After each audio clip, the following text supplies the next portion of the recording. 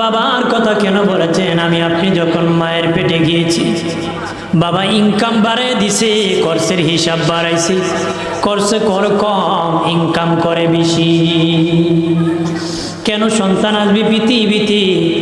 বাবার টাকা দরকার, সন্তানের পোশাক দরকার, বাসস্থানের দরকার। এইভাবে বাবা ইনকাম করতেছে, প্রবাসী জিন্দিগি করতেছে, মানুষের বাড়ি কাজ করতেছে।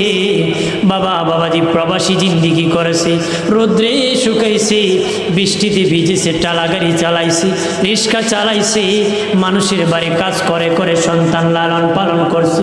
নবী বলেন, আমার উম্মতেরা, তোর বাবা বড় কষ্ট করে তোরে খাওয়াইছে, সাবধান, ওই বাবার সাথে জীবনে কোনোদিন খারাপ আচরণ করিও না রে।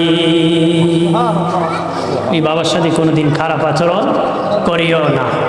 বাবার সাথে কি খারাপ আচরণ?